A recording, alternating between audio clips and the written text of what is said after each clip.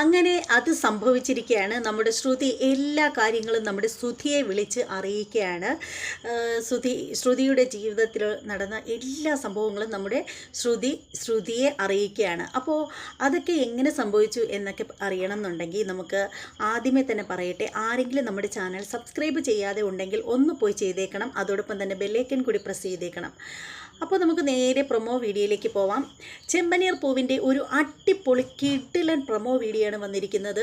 അതായത് നമ്മുടെ ശ്രുതിയുടെ കല്യാണമാണ്. എല്ലാവരും വന്നിട്ടുണ്ട് മണ്ഡപത്തിൽ. നമ്മുടെ ശ്രീകാന്ത് ഉണ്ട്, അതുപോലെ തന്നെ നമ്മുടെ ദേവു ഉണ്ട്, സച്ചി ഉണ്ട്, രേവതി ഉണ്ട്, അച്ചമ്മ, ലക്ഷ്മി, അങ്ങനെ എല്ലാവരും കൂടുതലായിട്ട് പറയണ്ടല്ലോ, നമ്മുടെ ഭാമ കൂടി വന്നിട്ടുണ്ട്.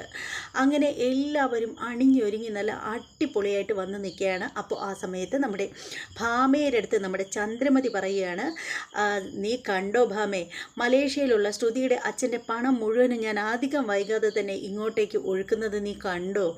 ശ്രുതിയുടെ അച്ഛൻ്റെ കോടികളുടെ പണം മുഴുവനും ഞാൻ എൻ്റെ ശ്രുതിയുടെ പേരിലേക്ക് മാറ്റും, പിന്നീട് അത് എൻ്റെ കൈവെള്ളയിലേക്ക് വരും എന്നൊക്കെ പറഞ്ഞിട്ട് നമ്മുടെ ചന്ദ്രമതി നമ്മുടെ ഭാമയോട് ഭയങ്കര സന്തോഷത്തിൽ ഇങ്ങനെ പറയുകയാണ്. നമ്മുടെ ഭാമ അതൊക്കെ കേട്ടിട്ട് ഇങ്ങനെ അന്തം വിട്ട് നിൽക്കുകയാണ്. അതേസമയം ഉണ്ടല്ലോ, നമ്മുടെ ശ്രുതി ആകെ ടെൻഷനിലാണ്, പുള്ളിക്കാരത്തി ആകെ വിഷമത്തിലാണ്. വിവാഹ മണ്ഡപത്തിലേക്ക് വരികയാണ്. വിവാഹം എന്ന് പറയുന്നത് ഒരു അമ്പലത്തിൽ വെച്ചാണ് നടത്തുന്നത്. അങ്ങോട്ടേക്ക് വരികയാണ് പുള്ളിക്കാരത്തി. അപ്പോഴാണ്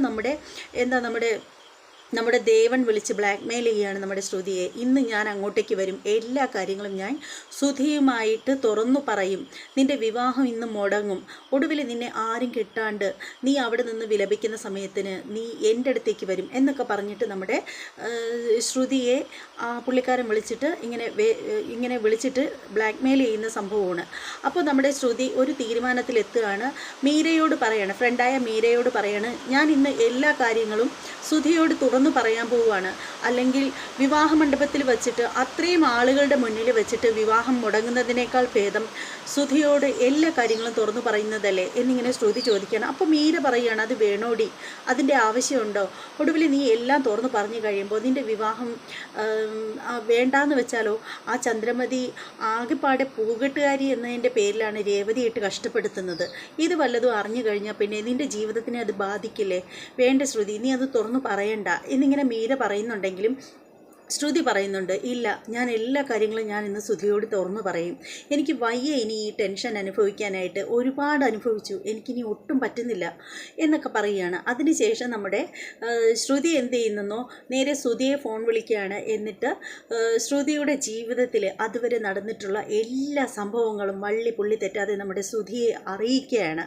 ശ്രുതി ഇതൊക്കെ കേട്ടിങ്ങനെ ഫോണും പിടിച്ച് വെച്ചിട്ട് ഇങ്ങനെ ശ്രുതി പറയുന്നത് കേട്ട് നിൽക്കുകയാണ്. അങ്ങനെ അതോടുകൂടി അത്രയും കാര്യങ്ങളാണ് നമ്മുടെ പ്രൊമോ വീഡിയോയിൽ കാണിച്ചിട്ടുള്ളത്. ഇനി അതൊക്കെ എന്താവും ഏതാവും എന്നൊക്കെ അറിയണം എന്നുണ്ടെങ്കിൽ നമുക്ക് തിങ്കളാഴ്ച വരെ കാത്തിരിക്കേണ്ടിയിരിക്കുന്നു. അപ്പോൾ എന്താണ്, തിങ്കളാഴ്ച ഇരുന്ന് എല്ലാവരും രാവിലെ എപ്പിസോഡിൻ്റെ റിവ്യൂ കാണാനായിട്ട് തയ്യാറെടുത്തിരിക്കുക.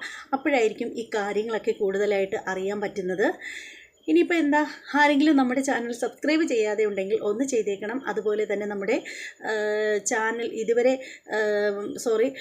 ചാനലിനെ നിങ്ങളുടെ ഫ്രണ്ട്സിനൊക്കെ ഒന്ന് റെക്കമെൻഡ് ചെയ്ത് കൊടുത്തേക്കണം. അതുപോലെ തന്നെ വീഡിയോ ഇഷ്ടമാവുകയാണെങ്കിൽ തീർച്ചയായും നിങ്ങൾ ലൈക്ക് ചെയ്തേക്കണം. നിങ്ങളുടെ അഭിപ്രായങ്ങളും നിർദ്ദേശങ്ങളും ഒക്കെ കമൻറ്റ് ചെയ്തേക്കണം. ഇനി മറ്റൊരു എപ്പിസോഡിൻ്റെ റിവ്യൂമായിട്ടും പ്രൊമോ വീഡിയോയുമായിട്ടും ഉടനെ വരാം. അതുവരെ എല്ലാവർക്കും ബൈ.